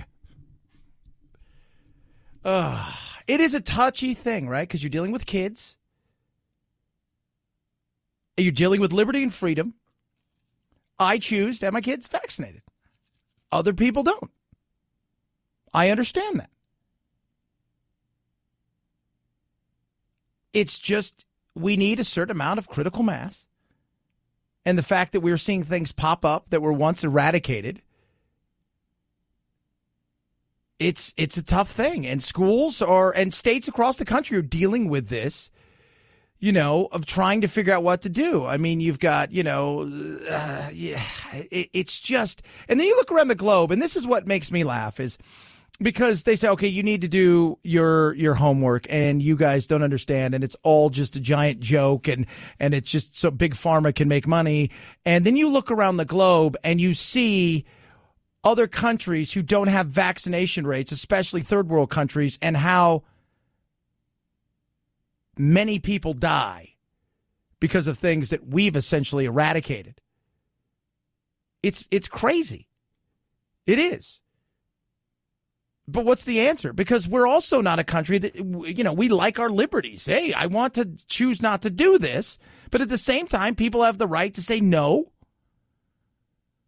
you can't come here because this is what we require. If you're going to come to this country, I believe right now, if you come to this country and you're immigrating to this country, you have to have shots. And part of the process is making sure that you show them that you've been vaccinated for certain things. And then if you haven't, they give you those shots right there. That's an interesting thing, right? But we don't do that here because we want us to have what? The opportunity to say yay or nay, because that's part of what we are.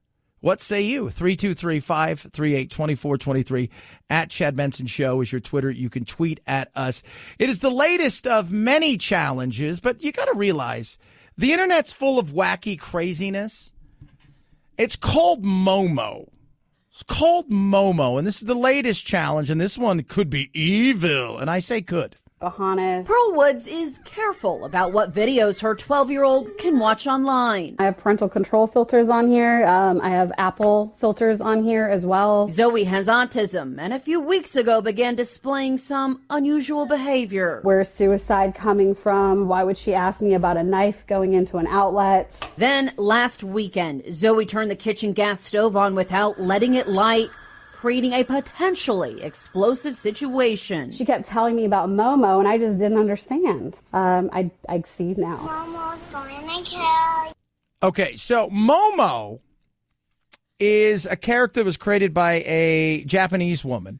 What was that? Was it Black Hole Sun? Was that the band that had that weird video, Phil? I think that was them, right? Where they would smile and their smile would go all the way back to their ears and their eyes would get bigger. I don't know. I think that's Soundgarden, I think is the name of that band. Could be. And that's kind of what Momo looks like. It's smile. It's a girl's smile goes from, it's really creepy. Goes from, the ears all the way up and the eyes bulge out and all Momo has is like legs like an ostrich or a chicken. And it's really creepy looking. And is it real or not? Because they can't find anywhere that it's real, at least on the internet. But they're saying it's not the internet and websites that it's popping up. It's WhatsApp is where it's starting to pop up on. I've got WhatsApp, and I don't know what I use it for texting. Apparently, you can do other things there. Pearl discovered alarming short clips popping up in the videos Zoe was watching. She paused the screen as soon as I walked in, and I saw a creepy masked doll. It was Momo making bad videos. And they're not alone. Across the country, kids are reporting seeing Momo videos with a strange cartoon-like character telling kids to do dangerous things. Now, a couple things I've read said that doesn't exist, right? So like a lot of things, like the 48-hour challenge doesn't exist, even though, this is how stuff starts is, does it exist or doesn't exist? Because once it gets out into the social media world, then people could take it and say, well, now people are starting to believe it exists, whether it's the Slender Man or any of these things. So you can play around with these games and say, oh, I can do this. And these kids, I mean, it's telling you, this girl really thought that she should do this, and she has special needs. And WhatsApp is totally a different thing that they're saying. It's not on these videos that it's starting to pop up on. It's starting to pop up on WhatsApp, and that's creepy. It is creepy. And kids will do stuff like that. Mike's perfect last weekend. So we're all hanging out at my family's house, and they're watching, I think it's called Infinite List, if I'm correct. Could be wrong, but could be right. And they were at a clown hotel. There's a clown hotel. And it's so funny because, there's 7, 8, 9, 10-year-olds. They're all watching Infinite List, and they're getting scared because kids have this want to get scared. And then when they're scared, they're upset. But they want to be scared, right? And they want to push each other who could be scared the most but still be brave enough to do it. And they were talking about, like, they're watching this thing about about the clowns, and this place is haunted because there's a burial ground. And I'm asking him questions. It's making him, I'm like, so it's a sacred burial ground, Dad, right around here. Then I'm like, so there's a sacred burial ground for clowns? Like, well, who's there? It's like Bozo, Krusty, Ronald McDonald. They're like, no, it's another kind of burial ground. And then it's haunted with this stuff. And that's how easy it is because they buy into it at that age. You know how gullible they can be. And that's part of the problem too, is we're the bulldozer helicopter parents. You should know what your kids are reading and watching and stuff. You should absolutely do it. 110%. You should follow and make sure your kids are, because I'll catch Jack watching some stuff that I'll let him go PG-13. But when it comes to music, no, like some of this stuff, I'm like, you're not listening to this, and I check too. I go through because he'll use my tablet when we're together, my iPad, and I go through and check, like, what YouTube things have I not seen that he's watching? Because I'll be driving and he'll be in the back watching some YouTube. Isn't that the greatest thing in the world, right? You got the hotspot and you're driving, and it's like when we were kids. We had none of that. Can you remember how many vacations you took as a child with your parents? Because like flying was a luxury. I never took a vacation with my dad or mom where I flew. I did when I was a little bit older, but we drove everywhere, and I could not imagine, looking back on it, it's like how many hours were we in the car? We had nothing to do. Nowadays, kids have everything, but the internet is so influential, and watching these kids, like, believe all the stuff that these other people tell them on the internet, it is creepy. You can see how it's easy for them to say it's a 48-hour challenge, and kids buy into that. 323-538-2423 at Chad Benson Show is your Twitter. You can tweet at us. Things are more expensive, according to a new study. So they did this study, and there's 20 common grocery store items that are driving up your bill. And this is very interesting. On average, Americans, that's you. Oh, what about people that are here late? Shut up. Pay about 19% more on groceries today than we did 10 years ago. Over the same time, inflation rate was just 16.3%. But it's 20 goods that really separate itself. High oil prices cost us more. Droughts, floods, certain things like that. Taxes are a huge reason as well. So let's take a look at some of these things. Rice, pasta, cornmeal have gone up exponentially, over 21% in the last 10 years. Canned fruits up 22%. Pet foods up 23% in the last 10 years. Then you start diving deep into some of these things that you're like, oh, wow. How about this? Frankfurters, hot dogs. They're up 28% in the last 10 years. In the last 10 years, it's 30% more expensive to buy a wiener. So think about that for a second. Salt and seasoning, spice up tremendously. One of the factors they say is overall salt prices have grown because of all of the gourmet seasonings that people want, so such as Himalayan salt and things of that nature. Oranges, tangerines, big time, 40% jump. Prescription drugs also, they count this, 40% jump in the last 10 years. But here's the top four. Beef and veal, 42%. Shelf-stable fish and seafood, 42.5%. Margarine, 50% jump in the last 10 years. And tobacco leads the way, 88.7% jump. And most of that is taxes. Things that we've talked about this. Things that are what? Things that we need, more expensive. Things we want, less expensive. 60-inch TV, HD, everything you want, less expensive. Diapers and food you need, more expensive. 323-538-2423 at Chad Benson Show is your Twitter. You can tweet at us. You texting in about vaccinations, and I've got a poll question up. It's a tough situation when it comes to vaccinations because I like liberty and freedom. I like health. What do? We're supposed to believe in science, but it's the pick or choose science, but we kind of do that in this country, right? We pick and choose a lot of the things that we believe and don't believe. Where do you stand on that? 323-538-2423 at Chad Benson Show is your Twitter. MyPillow is amazing. I've got my MyPillow. I've got a lot of things this weekend. I'm taking my one of my best friends in the world. I'm taking her daughter tomorrow night to the father-daughter dance because her dad's a douche. Oh, Chad. But I'm traveling, and they all wanted MyPillows. Chad, can you get us MyPillows? Chad, can you get us mine? So that's what I got them for Christmas, so they're all excited.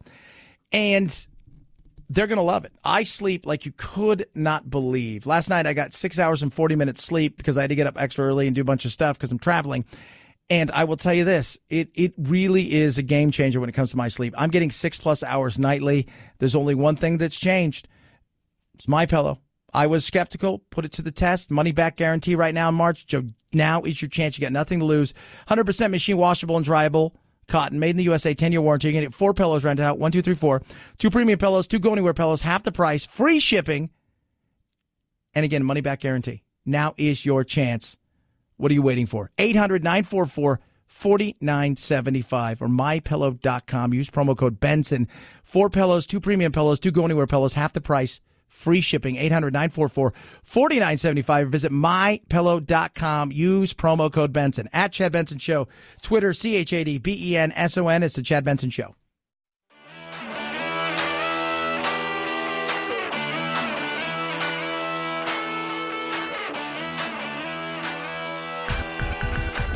Feel free to punk this punk rocker any time of the day or night. Reach Chad on Twitter at Chad Benson Show and on Instagram at Chad Benson Show. And oh yeah, the Chad Benson Show on Facebook too. Punk that. She loves the camera almost as much as it loves her. Obviously enjoys chocolate and adores playing with Fred. A quick glance from pandas covering her little piggies to pigtails, and Lola June seems similar to any other 2-year-old. But some might argue she's strokes ahead of most toddlers. You see, those chubby little paint-stained hands pulling pastels tell part of her story. She's an artist with her own exhibition titled Hope. Now, I've seen some of her paintings, and it looks like finger paintings.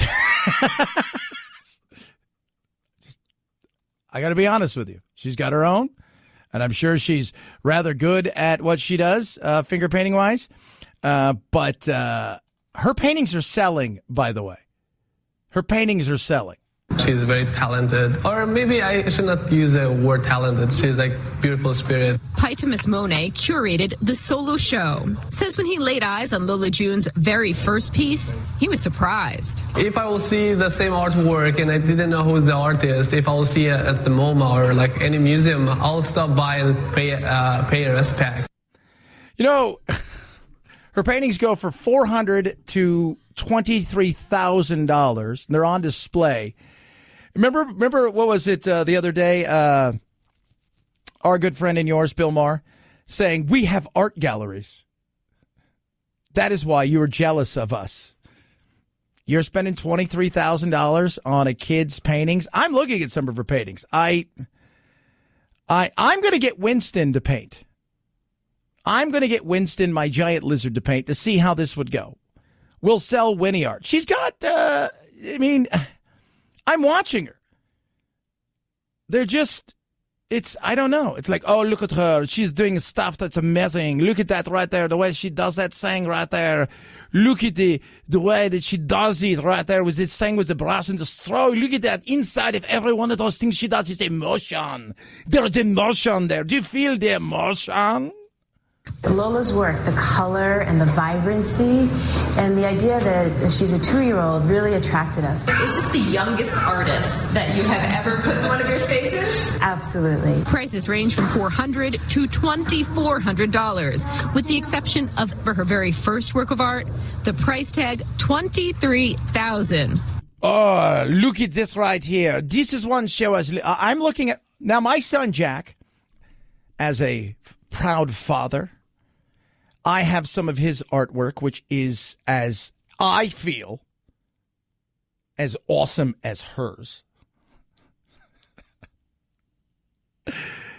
It's amazing what he has done over here. I'm looking at the way he used the canvas was amazing, and the way he spelled jock instead of Jack.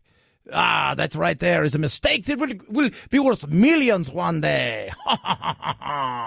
We are better than you people who live outside in the rural areas with only a Dairy Queen, a movie theater, and a Target. So insane. Oh, goodness me. I've been to the Louvre. I have seen a lot of paintings, and everybody's like, look at that. Do you see that there? And I thought to myself, yeah, I see it. Is it upside down? Because I feel like it's upside down. Chad, you're just not sophisticated. Okay, I'm okay with that. I'm going to go see a movie now being not sophisticated. You're just a snob. Snobbery. 323-538-2423. And I'm going to leave you with this heartfelt story here. A town in Germany was mad at a family that could not pay their debt. So they took their dog, Edda, and sold it because it was the most, well, it was the thing that was worth the most. Sold it for $850 on eBay to pay for their debt. The family's pissed. The person who bought the dog is pissed because the dog is sick, even though it's a purebred, and it wants a refund. Kids, that's a story that just makes your heart warm right there. Just you feel it? You feel it warmth? That's awful. It's a good story. It's a good one to leave you on. A solid, fun weekend. Here's your useless fact of the day. Gmail, before it was Gmail, was actually a free email service by Garfield the Cat. Think about that. Have a great weekend, everybody. Back to it again on Monday. Night, Jack.